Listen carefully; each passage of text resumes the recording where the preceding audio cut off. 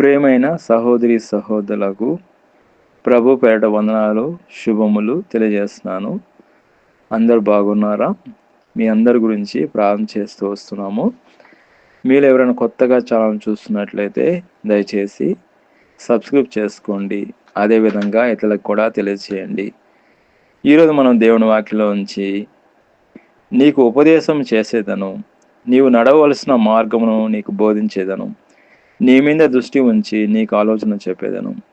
కీర్తన గ్రంథము 32 అధ్యాయము 8వ వచనంలో చూసుకున్నట్లయితే దేవుడు మన మీద దృష్టి ఉంచి మనకు ఆలోచన చెప్తానని మాటిస్తున్నాడండి. దేవుడు తన బిడ్డలపై నిరంతరము నిఘా ఉంచి వారిని నడిపిస్తాడు. సరైన మార్గంలో వెళ్ళడానికి అవసరమైన మార్గాన్ని, జ్ఞానాన్ని మరియు ఉపదేశాన్ని, ఆలోచన ఇస్తానని మాటిస్తున్నాడు. కాబట్టి దేవుడు ఆయన మనకు నిరంతరము మార్గమే ఉన్నాడండి. ఒక ఉదాహరణ మనం చూసుకున్నట్లయితే సముద్రంలో ఒడ్డున లైట్ హౌసెస్ ఉంటాయండి. స్టీమర్స్కి అన్నీ కూడా అది మార్గం చూపిస్తుంది. ఒడ్డు ఉందని ఒక మార్గం చూపిస్తుంది. అదేవిధంగా మనకు దేవుడే అండి మార్గం చూపించేది. దేవుడు వాక్యమే లైట్ హౌస్ లాగా, పరిశుద్ధాత్మ దేవుడే లైట్ హౌస్ లాగా మనకు నడిపిస్తూ ఉంటాడు అండి. కాబట్టి పరిశుద్ధాత్మ దేవుడు లేకపోతే మన జీవితము శూన్యం అండి. కాబట్టి పరిశుద్ధాత్మ దేవుడు ఉన్నాడు కాబట్టి మనం ఎంతో ధనిలము. ఆయన మనలో ఉండి మనలో ఉండి మనకు ఉపదేశం చేస్తాడు.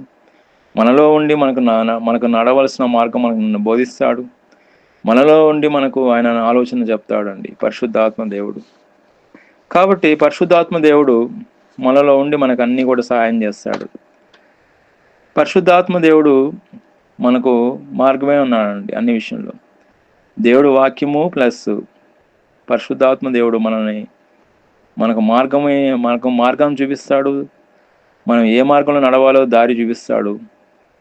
కాబట్టి కీర్తన గ్రంథము 32 అధ్యాయం 8వ వచనంలో నీకు ఉపదేశం చేసేదను. దేవుడే అండి ఉపదేశం చేసేది. ఎవరు కూడా ఉపదేశం చేయలేరు. దేవుడు తన పిల్లలకు మార్గ నిర్దేశము చేస్తూ వారిపై ప్రత్యేక శ్రద్ధతో, ఆలోచనతో సలహా ఇస్తామని వాగ్దానం చేస్తున్నామండి.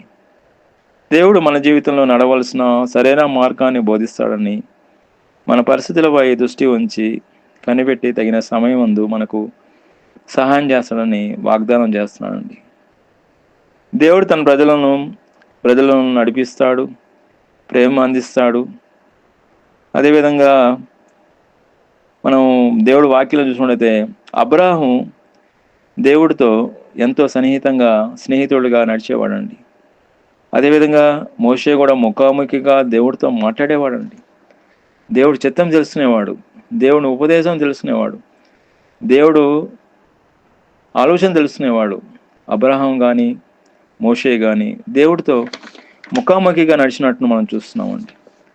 దావీదు కూడా చూసుకున్నట్లయితే తన మీద దృష్టి ఉంచి నడిపించినట్లు మనం చూస్తున్నాం.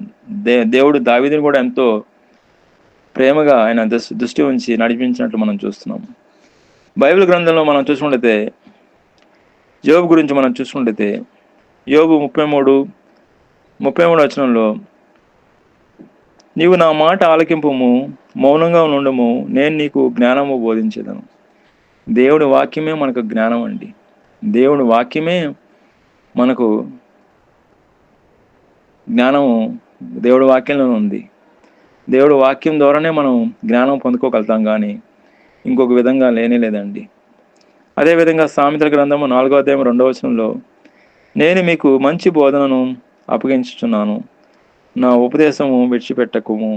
దేవుని ఉపదేశము, దేవుని వాక్యమే ఉపదేశం అండి. దేవుని వాక్యాన్ని మనం ఎప్పుడు కూడా విడిచిపెట్టకూడదు. దేవుడు వాక్యానుసారంగా మనం నడుచుకోవాలి.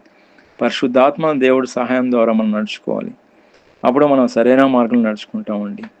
కీర్తన గ్రంథము 25వ అధ్యాయము 12వ వచనంలో మనం చూసుకుంటే యెహోవా యందు భయభక్తులు గలవారు ఎవడు వాడు ఎన్నుకోవలసిన మార్గం ఆయన వానికి బోధించును. మనం ఏ మార్గంలో నడవాలో, ఏ మార్గంలో నడవాల్సిందో, ఏ మార్గంలో ఉండాలో కూడా దేవుడే మనకు బోధిస్తాడండి. ఆయన వాక్యమే మనకు బోధిస్తుంది. ఆయన వాక్యానుసారంగా మనం నడిపిస్తుంది. పరిశుద్ధాత్మ దేవుడే మనకు బోధిస్తాడండి. అన్ని విషయంలో దేవుడు బోధిస్తాడు. కాబట్టి దేవుడు బిడ్డలపై ఆయన ఎప్పుడు కూడా నిఘా ఉంచి వారిని మార్గనిర్దేశము చేస్తూ నడిపిస్తాడు. అదేవిధంగా మనం చూసుకుంటే కీర్తన గ్రంథము 32 అధ్యాయం 8వ వచనంలో నీకు ఉపదేశం చేసేదను, నీవు నడవలసిన మార్గము నీకు బోధించేదను, నీ మీదే దృష్టి ఉంచి నీకు ఆలోచన చెప్పేది అంటున్నాడు. అవసరమైన మార్గం సరైన మార్గంలో మనం నడిపిస్తాడండి. సరైన మార్గంలో నీతి మార్గంలో నడవడానికి అవసరమైన అవగాహన మనకు కలిగిస్తాడండి. మన జీవితంలో నిర్ణయాలు తీసుకున్నప్పుడు దేవుడు తన వాక్యం ద్వారా పరిశుద్ధాత్మ ద్వారా మనకు అన్ని విషయంలో దారి చూపిస్తాడు. కాబట్టి దేవుడు వాక్యానుసారంగా మనం నడిచినప్పుడు దేవుడు వాక్యం ద్వారానే పరిశుద్ధాత్మ దేవుడు మనకు బయలుపరుస్తాడండి అన్ని విషయంలో. దేవుడి వాక్యం దీవించిన గాక. ప్రార్థన. ప్రియమైన మా పరలోక తండ్రి, యేసుక్రీస్తు ప్రభు పరిశుద్ధ నామమును బట్టి మీ సన్నిధికి వస్తున్నాం దేవా. మీ మీద దృష్టి ఉంచి నీకు ఆలోచన చెప్తామన్నారు ప్రభా. అవునైనా మీరే ఉపదేశం చేసేవారు, మీరే నడవలసిన మార్గం నడిపిస్తా అన్నారు. మీరే ప్రభా సమస్తం మాకు అయ్యున్నారు ప్రభా. ఎవరైతే ఎక్కువస్తున్నారో, ఎవరైతే వాక్యం విన్నారో వాళ్ళందరూ దీవించి ఆశ్రయించి కాపాడమని ప్రభువైన యేసుక్రీస్తు నామములో ప్రార్థన చేస్తున్నాం తండ్రి. ఆమేన్.